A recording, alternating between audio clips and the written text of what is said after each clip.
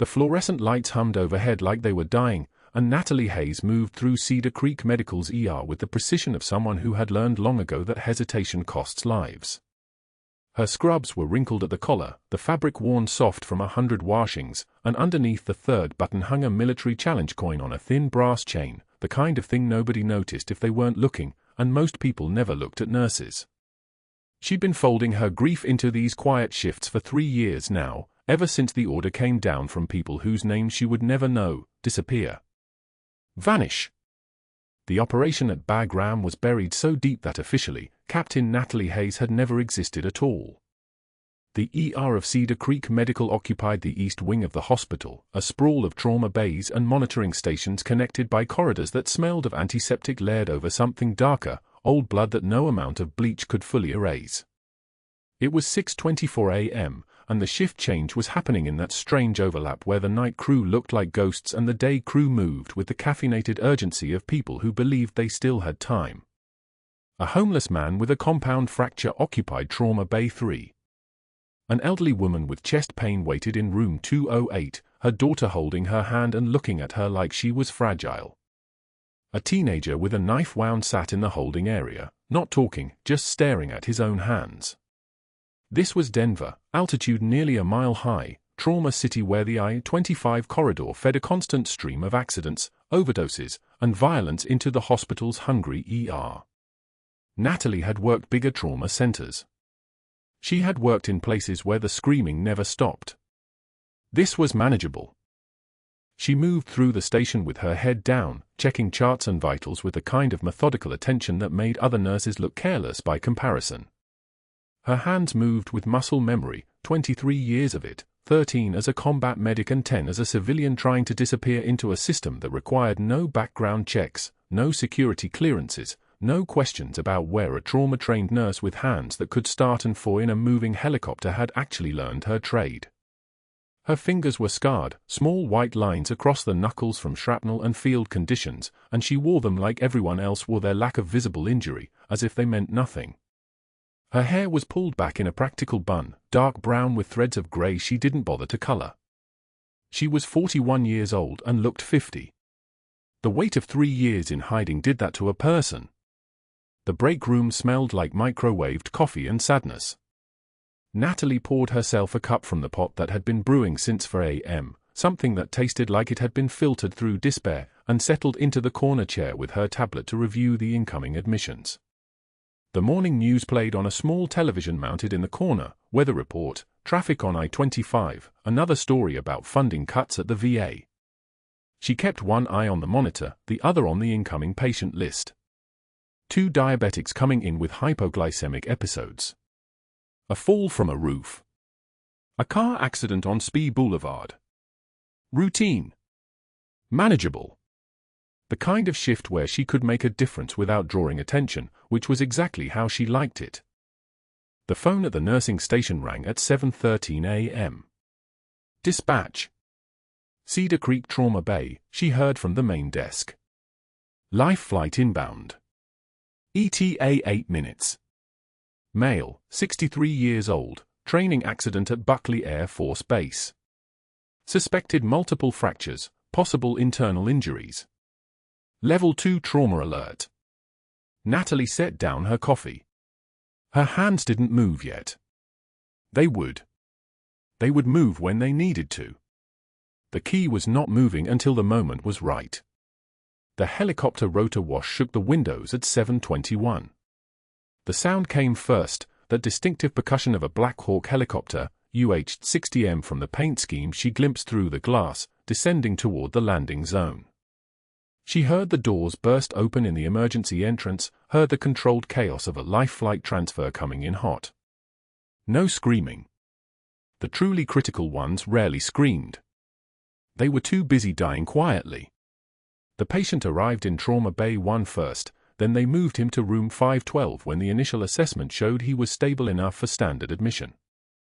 Natalie watched from the station as they wheeled him past, an older man with silver hair, the kind of military bearing that didn't fade even when you were flat on your back. She didn't need to see the name on the chart to know who he was. She recognized him from the photo her son had sent her 2 years ago, a squadron photo from Nellis Air Force Base where her boy flew F-16s. Colonel James Drake. Air Force trained, Air Force hardened, the kind of officer who commanded respect and fear in equal measure. Her son's commanding officer. The man who had sent her the folded flag, the one from her teammate, Marcus Webb, callsign Ghost, gone for 3 years now. Colonel Drake's handwritten note had been brief: "Your teammate saved my life at Sanjin. I thought you should know." She didn't move. She didn't flinch. She sat at the nursing station and watched the admitting process unfold with the kind of detachment that required actual effort, the kind that felt like holding her breath underwater. The first indicator that something was wrong came from Dr. Robert Mercer, the ER director. He stood at the corner of the monitoring station watching the colonel being admitted, watching Natalie, making calculations behind his eyes that had nothing to do with medicine. Mercer was 56, all expensive loafers and the kind of calm that came from a man who had learned to steal and never get caught. He had been inflating surgical supply orders for 18 months, billing phantom procedures to insurance companies, siphoning approximately $847,000 into offshore accounts while maintaining the flawless paperwork of a physician who cared deeply about protocol. The hospital ran smooth. The numbers looked good. Nobody asked questions. Until Natalie started asking them. 3 weeks ago, she had noticed a discrepancy in the supply logs: phantom chest tubes, ordered and billed but never used, at least not in any official record. She had mentioned it to Mercer in passing, casually, the way a new nurse might ask about procedure updates. She had used her careful deferential voice, the one she'd been practicing for 3 years, the one that made her invisible. It wasn't invisible enough. Mercer had smiled and explained that the hospital bulk ordered certain supplies. Standard practice. Nothing to worry about. But his jaw had tightened just slightly, and his eyes had moved across her face like she was a problem that needed categorizing. That was when she became a threat.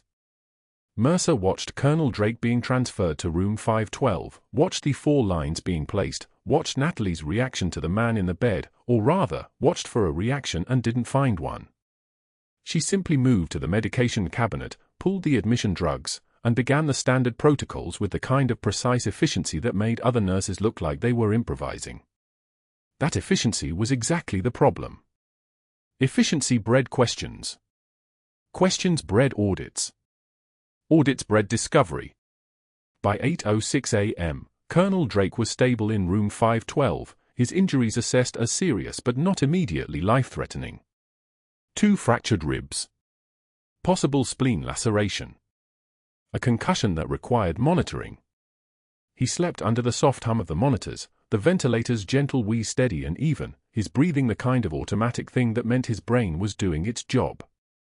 Natalie checked his vitals every 15 minutes, exact as a metronome, noting everything down in the chart with handwriting so precise it looked printed. She didn't know yet that the folded flag in her locker would save her life.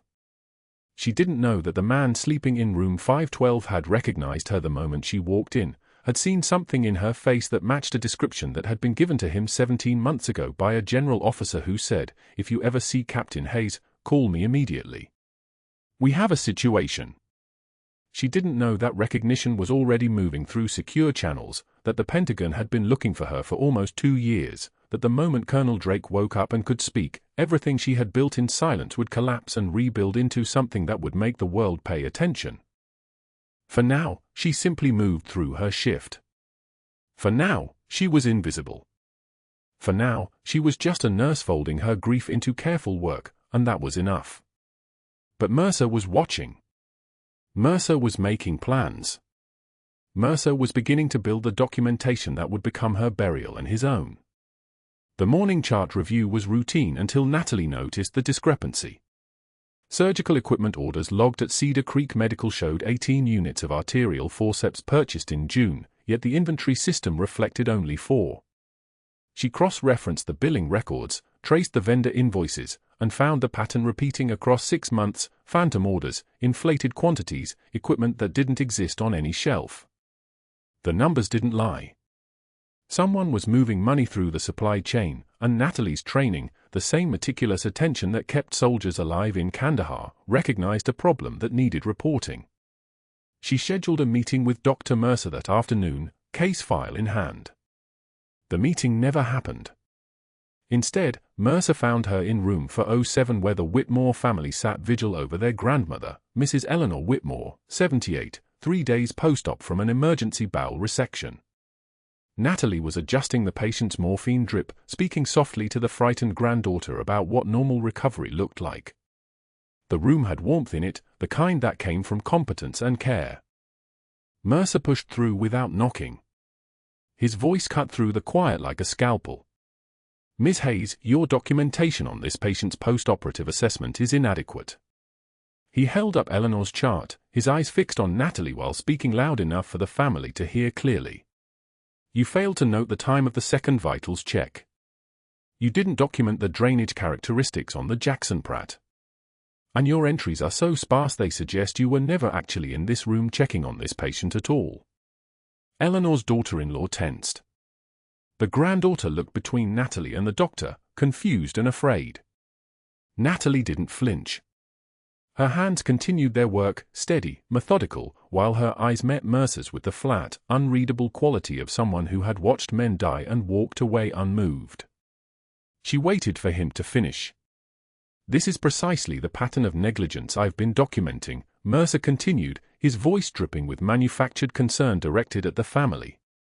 "Which is why we're implementing closer supervision of the nursing staff until we can determine whether patient care is being compromised." He turned and left before Natalie could respond. The room absorbed his exit like a stone dropping into still water. Eleanor's daughter-in-law apologized to Natalie 3 times. The granddaughter didn't meet her eyes.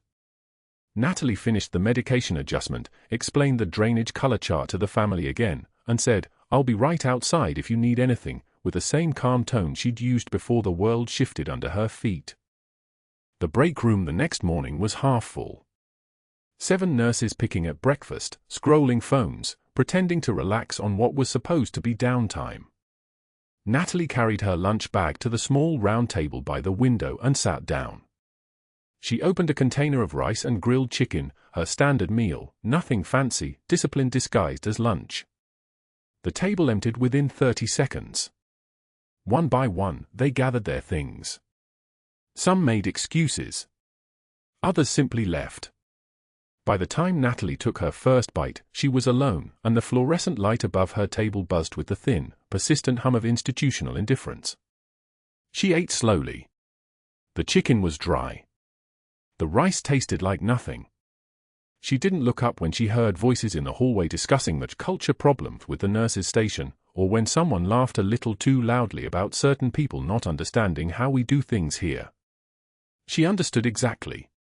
She'd seen this before, the machinery of institutional power grinding down a single person with the patience of men who had nothing but time.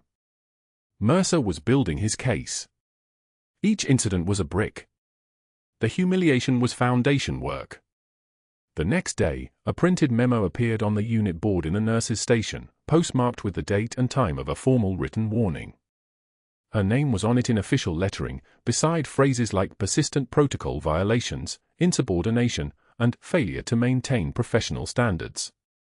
The memo was signed by Dr. Stephen Mercer, ER Director, and countersigned by the Chief Nursing Officer. It was there for everyone to see, every nurse, every resident, every staff member who passed through. A public document of her inadequacy, distributed like morning mail. 3 nurses read it over her shoulder as she stood at the board. None of them looked her in the face. One asked if she was going to be fired. Natalie didn't answer. She folded the memo once and placed it in her pocket, then returned to work as if the board were empty and the room held no eyes. That evening, Mercer called her into his office. No warning. No intermediary. Just a message from the unit secretary, "Dr. Mercer wants to see you." His office was on the 2nd floor, corner room with a window overlooking the Denver skyline, degrees on the wall, a framed photo of him with a golf club standing next to someone who might have been important. He was seated when she arrived, his fingers steepled, his expression arranged into something that resembled concern. "The written warning is procedural," he said without preamble. "I'm implementing it out of an abundance of caution, but I want you to understand the severity of the pattern we're seeing. Eleanor Whitmore's family has already expressed concerns about her post-op care. If something goes wrong on your watch, this documentation becomes critical to establishing institutional responsibility versus individual negligence." Natalie's eyes didn't waver. No expression crossed her face. She listened the way a radiologist reads an X-ray, absorbing the image without emotion, simply translating data into understanding. When he finished, she held the silence for 3 seconds, and then spoke. "You should hope you never need someone with my attitude standing over your bed." The words arrived like a diagnosis. Not a threat. Not an insult. A statement of fact, delivered with the certainty of someone describing an inevitability. His jaw tightened. His hand moved toward a pen on his desk, then stopped. Natalie turned and walked toward the door without waiting for a response. She didn't hurry. Her pace was neither aggressive nor deferential, simply the movement of someone who had finished their business and was now moving to the next task. Behind her, she heard Mercer's breath catch slightly, the small sound of a man realizing he'd miscalculated something fundamental about the woman he was trying to destroy. She didn't look back. That night, the hospital seemed to breathe differently. The ER stayed calm, routine admissions, nothing critical, the kind of evening that let nurses actually rest between patients. Natalie worked her rounds with the same precision she'd maintained all week, her movements efficient and quiet, her presence the kind of stillness that made the machines themselves seem to run smoother. By 2:13 a.m., the shift had settled into the drowsy rhythm of the small hours, when the hospital was mostly skeleton crew and the only sounds were mechanical, the ventilators, the monitors, the ice machine humming in the break room. Then the ambulance radio crackled, "Cedar Creek, this is Flight for Life 7. We have incoming, 20 minutes, multi-vehicle accident on I-25, currently transporting for trauma patients, ETA 233. Stand by for details." The ER director on duty, not Mercer, thank God, started mobilizing. Trauma surgeon, anesthesia, 2 attending physicians, the full team. The radio crackled again with details: multiple blunt force injuries, at least 2 with penetrating trauma, possible crush injuries. 20 minutes to prepare. 20 minutes until the hospital stopped being a place of routine and became something else entirely. Natalie finished her current patient's vitals and moved to the trauma bay, joining the nurses organizing supplies. Someone was pulling blood products. Someone else was laying out instruments for an emergency thoracotomy, just in case. The organized chaos of people who train for moments like this. The ambulances arrived at 2:31 a.m. For stretchers, for patients, noise and blood and the smell of diesel fuel mixed with the copper of exposed trauma. 1 patient was stable-ish. 2 were critical. 1 was barely conscious. The medical teams dispersed like water finding cracks, and the ER transformed from a place of routine into a place of war. The 3rd patient, a male in his 50s with crush injuries to both legs and a rapidly distending abdomen, was taken to the main trauma bay. Mercer happened to be in the hospital, reviewing files in his office, and he responded to the overhead page like every other physician. He arrived at the trauma bay just as the team was assessing, moving with the confidence of someone who'd done this 100 times. He ordered an immediate ultrasound. The fast exam showed blood in the abdomen. He ordered lab work. He ordered CT imaging. Standard protocol, by the book, textbook emergency response. But his hands, when he began the initial abdominal exam, were hesitant. His fingers palpated the rigid abdomen with the careful conservatism of someone who didn't quite trust his own assessment. When the attending asked about the patient's hemodynamic status, Mercer answered with certainty, "Let's get him to OR for exploration. Likely splenic laceration." But Natalie, standing at the foot of the bed where she'd been assigned to monitor output and assist with positioning, was watching the patient's chest. The patient's breathing was becoming shallow. His oxygen saturation was dropping, 98, 96, 94, 92. His neck veins were distending. His skin was grey-blue in the fluorescent light, the exact color of suffocation. His SATs are dropping, she said quietly. 89. Mercer glanced at the monitor, then back to the patient's belly. Keep him on high-flow oxygen. His hypovolemic from abdominal bleeding. Once we get him to OR wheel. Breath sounds are absent on the left, Natalie said. She wasn't asking. She was informing, her voice carrying the weight of someone who'd made this assessment in a desert 13,000 miles away, in a compound with no doctor and only field gauze and the certainty that the next 60 seconds would determine whether this soldier lived or died. Mercer didn't hear it. He was already ordering for the OR, his mind locked on abdominal trauma. The trauma surgeon wasn't in the bay yet, still in another trauma room with the second critical patient. The attending was coordinating with anesthesia. No one was listening to the blue-gray patient whose left lung had collapsed and whose right lung was about to follow. Natalie's hands moved. Her feet carried her to the supply cart. She grabbed a 14-gauge angiocath needle and an alcohol prep pad. Muscle memory took over, the kind that lives in the nervous system, that doesn't require permission or second-guessing. She approached the patient's chest at the second intercostal space, mid-clavicular line, the exact anatomical landmark burned into her brain from 18 months of emergency field medicine in Kandahar province. "What are you doing?" Mercer's voice rose. Natalie pressed the needle through the chest wall. There was resistance, then give. The hiss of air escaping, that unmistakable sound of pneumothorax decompressing, of lungs re-expanding, of a human being who was suffocating suddenly able to breathe again. She watched the monitor, 89, 91, 93, 95. The patient's color shifted from grey-blue to pink. His breathing deepened. His oxygen saturation climbed.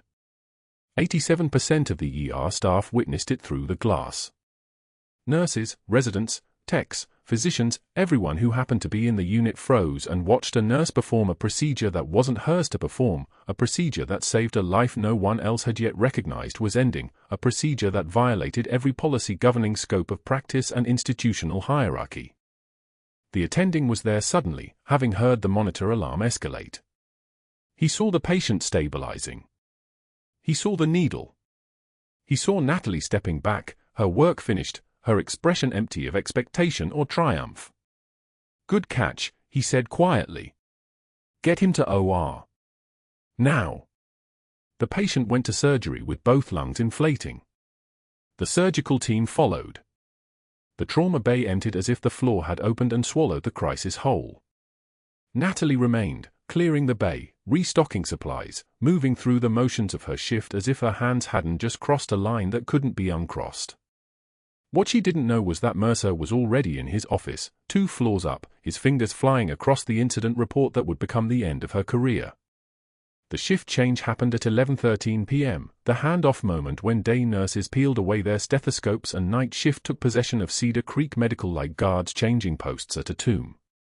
Natalie moved through the ER with her med cart, restocking 4 bags and running the count on the crash cart, muscle memory in civilian motion. She'd checked on Colonel Drake 3 times.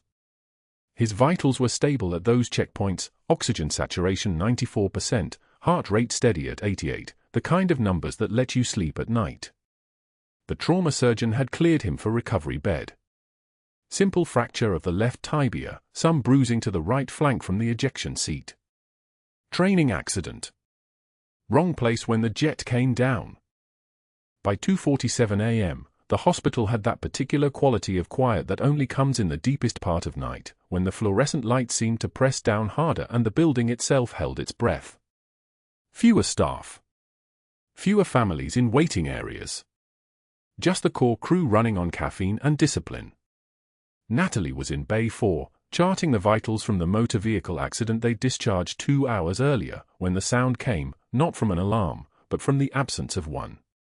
That particular silence that happens when a heartbeat becomes something wrong.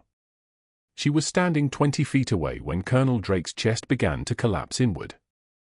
Not dramatically. Not the kind of thing that announces itself with screaming. Just the subtle caving of the ribcage, the body's confession that something fundamental had gone wrong in the pleural space. Pneumothorax.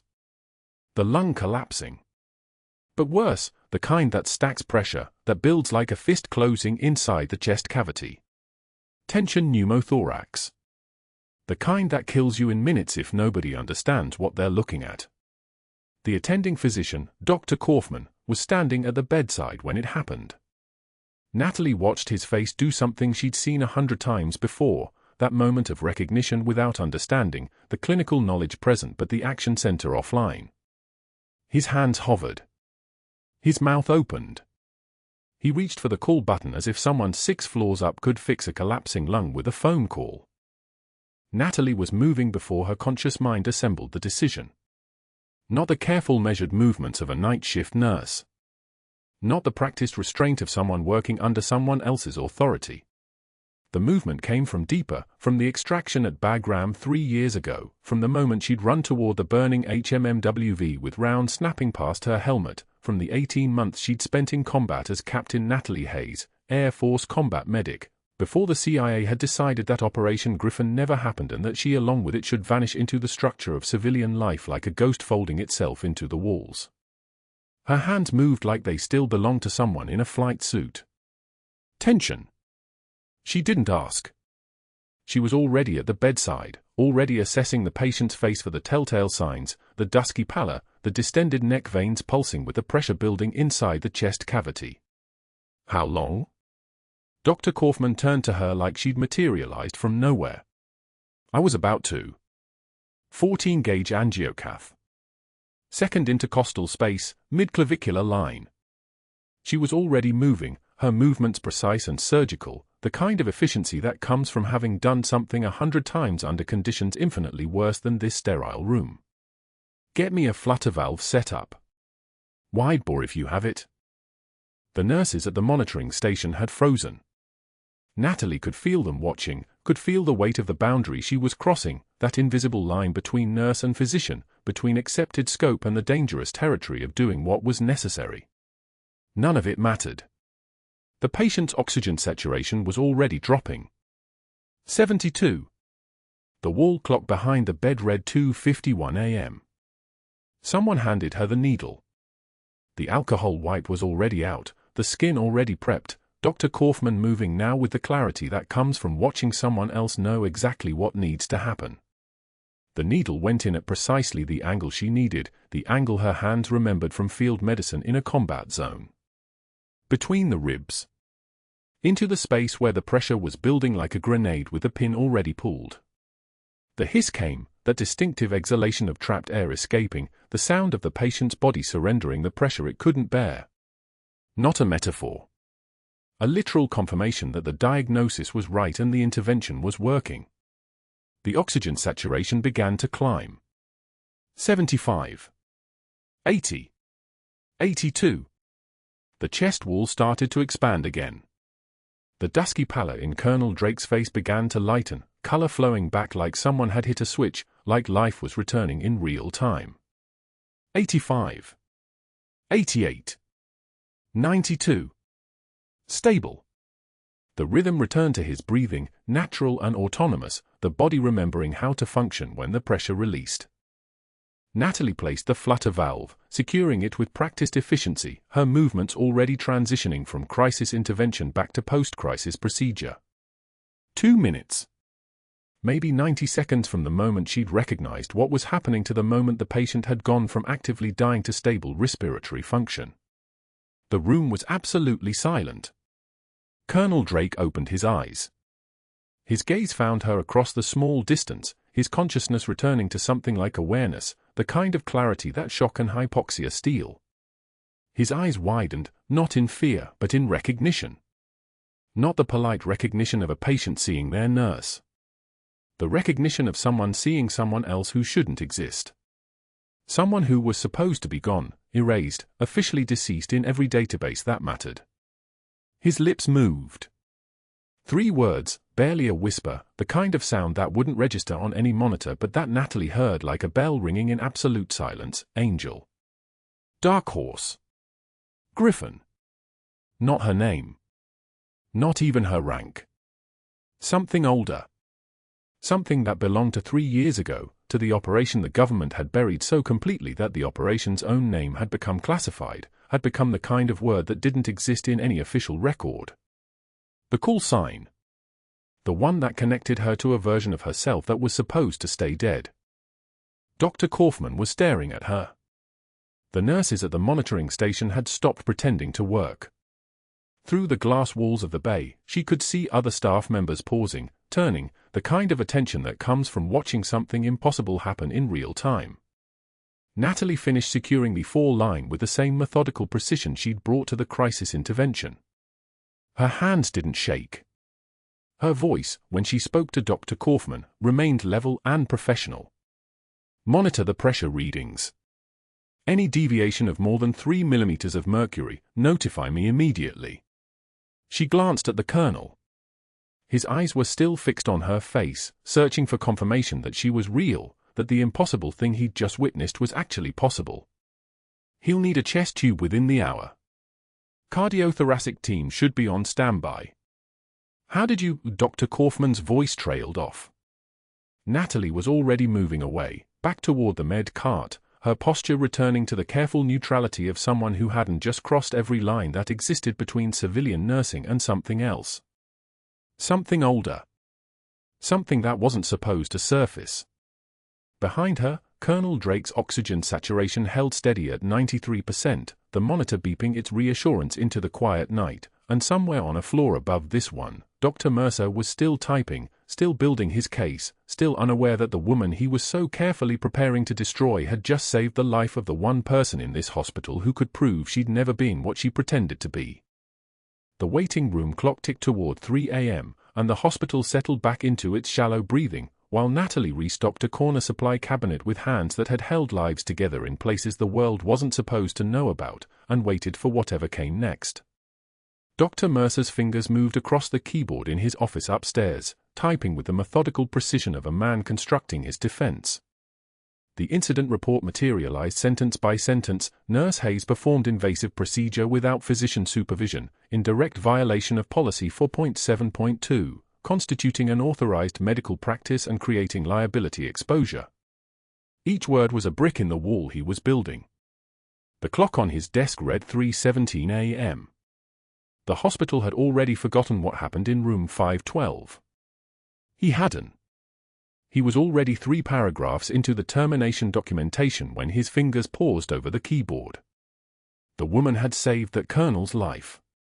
The colonel who'd flown in on a military transport. The colonel whose file Dr. Mercer had pulled just to understand the stakes of his own exposure. A combat veteran. Someone with connections. Someone who might ask questions about how his chart was being managed, about the supply orders that didn't match inventory, about why antibiotic costs had nearly tripled in the past 18 months. Mercer's pen moved across the suspension paperwork with the same calm that moved across a surgeon's face during an operation, focused, efficient, without hesitation. Page 1 documented the policy for 7.2 violation. Page 2 created a timeline of previous concerning behaviors. Page 3 outlined the investigation process that would keep her away from patients while he controlled the narrative. His handwriting was neat. Controlled. The signature at the bottom was his assertion of authority in a language the hospital understood, bureaucracy. He didn't rage. Rage was for amateurs. Rage left evidence. This was architecture. This was foundation pouring. By the time he finished at 3:51 a.m., he had constructed a paper trail that would survive any appeal, any question, any challenge. The suspension was already written into being before she knew it was coming. At 5:06 p.m. the next day, after the shift change, after the morning debrief, after he'd made certain every administrator on duty knew that a serious incident was being investigated, Dr. Mercer called her into his office. HR was already seated in the corner chair, Ellen Vasquez, the compliance officer who handled terminations with the warmth of a courthouse bailiff. The door closed with the kind of finality that sounds like a closing statement. Natalie stood across from his desk. She didn't sit. She knew she wasn't meant to be comfortable. Captain, he caught himself. Nurse. Ms. Hayes. You're aware of the incident from last evening. Colonel Drake's pneumothorax reversed. He's extubated and stable. That's not the issue here. Mercer's voice carried the tone of a man explaining something to someone incapable of understanding it. The issue is scope of practice. Hospital policy. Your license. You performed a medical procedure that exceeds your authorization. Ellen Vasquez opened the folder on her lap. Inside was the incident report, the suspension paperwork, the citation of policy for .7.2 printed in institutional font. The pages were an accusation written in the language of compliance. Effective immediately, you're placed on suspension pending investigation. Mercer's words came in a single stream, like he'd rehearsed them, because he had. You will not return to clinical duties. You will not access patient records. You will not contact patients or staff regarding this matter. Natalie's eyes didn't move. Didn't blink. The cold ran through her the way it had in Bagram when the shooting started, not fear, but the clarity that comes when the world suddenly shows you its true architecture. She'd known this was coming. The warning on the board. The isolation. The way staff looked at her now like she was contagious. But knowing it and hearing it were different frequencies. Your badge. Mercer held out his hand. We'll need it now. She unpinned it from her scrub pocket and placed it in his palm. The plastic was warm from her body heat. He set it on the desk between them like evidence. These actions are precautionary, Ellen added, her tone apologetic in the way that precedes devastation. The investigation will determine next steps. We have 30 days to complete the review. Natalie knew the mathematics of hospital investigations. 30 days meant she was already gone. Even if they cleared her, the damage was operational, reputational, permanent. Mercer had done this before. Not with her, but this was his playbook. Get them suspended, let the anxiety compound, let the doubt seep in, and by the time the investigation concludes, they've found work elsewhere or they've broken.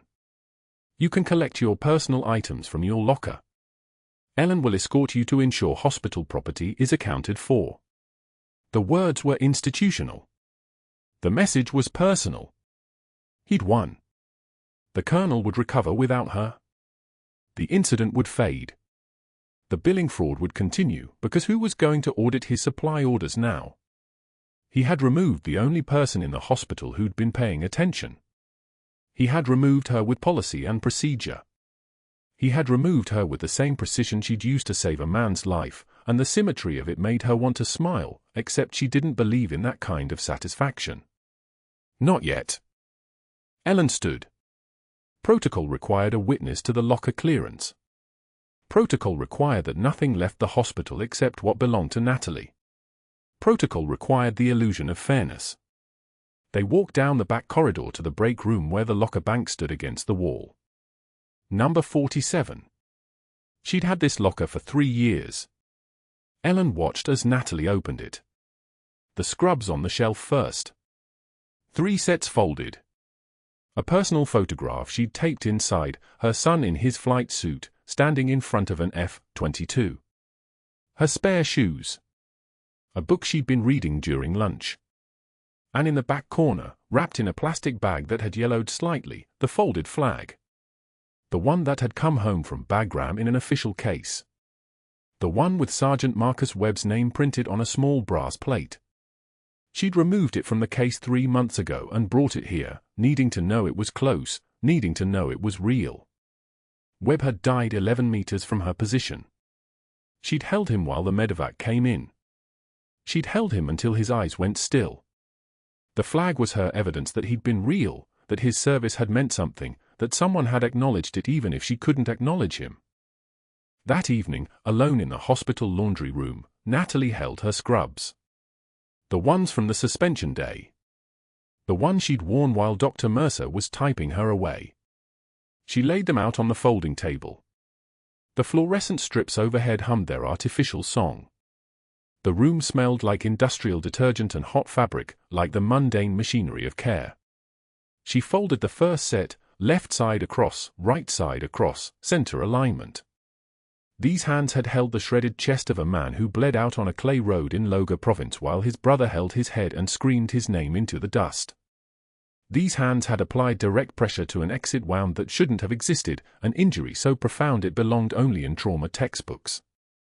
These hands had stayed there until medevac pulled him away. She folded the next set with the same methodical precision, crease by crease, the way a Marine folds a flag. The final indignity. That's what she thought as she folded the third set. Not being fired. Not being suspended. Not even losing her badge. But folding her own scrubs in a hospital laundry room at 6:38 p.m. while the night shift came alive without her. This was the moment that separated the person she'd been forced to become from the person she actually was. The scrubs were hospital property. They should have been left in her locker for housekeeping. But Natalie had retrieved them because she knew what she'd done in them and she wasn't going to leave that work for someone else to handle. She smoothed each crease with the calm that comes from having already survived the unsurvivable.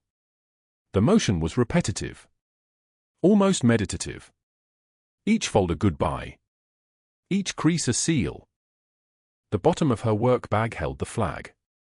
She'd wrapped it in the clean scrubs when she'd emptied the locker, Ellen watching but not understanding what she was looking at. Just fabric. Just hospital blue. Ellen had checked the count. 3 sets accounted for. No contraband. Protocol satisfied. Natalie held the flag now in her hands, the plastic bag crackling. She could throw it away. Could let it fall into the industrial trash bin and watch it disappear into the incinerator like everything else. Webb was already gone. The flag wouldn't bring him back. The flag wouldn't restore what she'd lost when the Pentagon buried Operation Griffin and buried her along with it. She could let it go. She could disappear completely into the life she'd constructed. Just Natalie. Just a nurse who worked shifts and paid rent and lived a life that meant nothing. Her eyes burned. But soldiers don't cry. She'd learned that before she learned anything else. Instead she sat on the edge of the laundry cart, the flag in her lap, and she held it the way she'd held Webb's jacket the day she received his personal effects. A piece of someone. An echo of a life. Proof that he'd been here. And then she heard it. Distant at first. A sound that didn't belong in the city at night. A rhythm that made her body recognize something her mind hadn't quite processed. The sound of a helicopter. The helicopter sound grew louder. Rotors cutting the night air above Cedar Creek Medical, the vibration traveling through the laundry room walls and into Natalie's chest. She stopped folding. The sound meant extraction. Meant arrival. Meant something had shifted on a frequency most people couldn't hear. She set the scrubs down on the metal cart and walked toward the window. The night was dark except for the landing lights bleeding across the rooftop helipad, 2 miles away but close enough that she felt it in her bones. Muscle memory. She'd left that life 3 years ago. The CIA had buried Operation Griffin deep enough that even the Defense Intelligence Agency had to file requests to access the redacted files. Her service record didn't exist. Her silver star sat in a lockbox under her bed, along with the folded flag from Captain James Rourke that Colonel Drake had pressed into her hands at a funeral no one was allowed to attend. 3 years of being nobody. 3 years of folding other people's laundry and pretending she didn't know how to save lives with her hands. The helicopter descended. That sound meant federal response. That sound meant someone had triggered something official. She didn't move from the window. Whatever was coming, it would come to her. It always did. The morning sun hit her face before the Marine appeared at the nurse's station. He stood in dress blue so pressed they could cut, his posture making the entire unit feel smaller around him. He asked for her by name. Not her nursing name. Not Natalie Hayes the civilian. He said it the way you say something classified. The nurses stared. One of them pointed toward room 512. The colonel's room. She knew what was happening. She could feel the structure of the operation forming around her like water finding cracks. She walked toward his room with her hand steady, knowing that her next steps would either bury her deeper or finally surface her. There was no middle ground with Griffin. Colonel Drake's eyes opened the moment she crossed the threshold. He'd been airlifted in 3 days ago with trauma injuries that should have kept him sedated longer, but his body had always healed faster than protocol. Now his eyes locked on hers and he lifted his head the smallest amount, a movement that cost him pain he didn't show. He whispered one word. Griffin. The Marine stepped forward holding a citation folder, his voice carrying the formal tone that comes from reading words in front of witnesses. Captain Natalie Hayes, Silver Star for conspicuous gallantry under fire during Operation Griffin, Bagram Air Base, 2019, where despite catastrophic injuries to her own team. The door burst open. Dr. Mercer, his face flushed the color of arterial bleeding, his voice loud enough to echo down the hallway. What is happening here? Who authorized this? His eyes moved across the Marine's uniform, across the citation folder, and he reached for his phone as if muscle memory alone could save him. This is a hospital, not a military installation. If there's a security concern, I need to contact administration. A hand rose. Just one hand, open and deliberate, fingers extended in the slow motion of authority that doesn't need to shout. The hand belonged to a 2-star general whose name wasn't on any visitor log, whose presence carried the weight of something above hospital jurisdiction. Behind him came 2 federal agents in dark jackets, their badges already visible, their eyes already assessing the room like they were cataloging evidence. The general saluted. Not a casual nod. A full military salute, arm bent at 90 degrees, fist to chest, held for the count of 3. He rendered it to Natalie. Not to the colonel. Not to the Marine. To her. To the decorations the Marine now displayed, pinned to the folder like proof that she existed. Dr. Mercer's hand dropped. The color drained from his face in stages, forehead first, then cheekbones, then his jawline went pale as old bone. I'm not sure. The general spoke once. You should leave, Doctor. The words weren't a request. They carried the weight of command authority that transcended hospital hierarchy, that made clear to everyone in the room that Dr. Mercer had just triggered something he couldn't bureaucratize away. He opened his mouth. Closed it. Then he left, his movements jerky as a puppet with cut strings. One of the federal agents pulled out a laptop and set it on the counter. The other agent looked at the general and said, "We'll need to secure this room." The investigation Dr. Mercer had demanded, the one he believed would expose Natalie as an unqualified nurse practicing medicine without a license, had instead triggered a classified security review. 72 hours of federal auditors tearing through Cedar Creek Medical's financial records. 72 hours of examining the same meticulous documentation that Dr. Mercer had weaponized against her. The same charting he'd cited as protocol violations. The same timestamps he'd used to build his termination case. Except the auditors had run those numbers backward, traced those patterns through insurance claims, through supplier invoices, through the bank account of a medical supply company owned by Dr. Mercer's brother-in-law. $847,000 in inflated billing over 18 months. Phantom surgical equipment orders. Kickback schemes disguised as conference travel. The medical documentation Mercer had used to prove Natalie's incompetence had instead become the forensic trail that proved his fraud. His own precision had destroyed him. 6 months later, Natalie stood in her new office at Cedar Creek Medical. The nameplate on the door read Director of Emergency Services. Behind her desk was a window that looked out over the helipad where that federal helicopter had landed. The walls had 2 things on them. A frame containing her Silver Star citation. Beside it, mounted on a small wooden stand with brushed silver brackets, the flag. Not folded anymore. Opened flat. The flag that had been pressed into her hands at a funeral for a Captain James Rourke, with his initials embroidered in the corner in thread that barely caught the light. The flag from the teammate who never came home. The flag that had sat in a lockbox for 3 years. The flag that now had a name and a history and a memorial space that people could see and understand. Dr. Mercer was 42 miles away, in an industrial park outside Denver. He drove a white panel van with Cedar Creek Medical's logo still painted on the side. It had been seized as part of settlement restitution and repurposed. The vehicle contained medical supplies and used equipment, things that clinics serving uninsured populations needed but couldn't afford. It was his job to deliver those supplies 3 times a week to community health centers in neighborhoods where people looked at the van and saw free care. Where people looked at Dr. Mercer and saw a driver. His physician's license had been suspended pending federal charges. His legal defense fund had drained his savings. His wife had filed divorce papers citing association with federal investigation. Someone at a clinic in Northeast Denver had asked him if he had medical training. He said no. The flinch when they called him doctor was involuntary now. Natalie didn't think about him. Not because she'd forgotten, but because her attention had finally shifted where it belonged.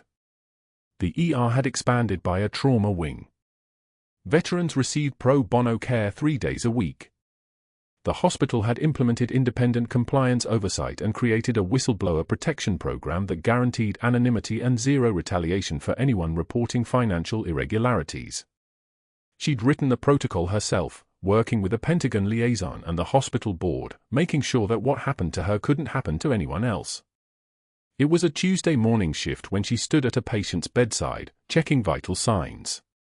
23 years old, Marine Corps Reserve, still in recovery from an IED injury he'd sustained in Helmand Province.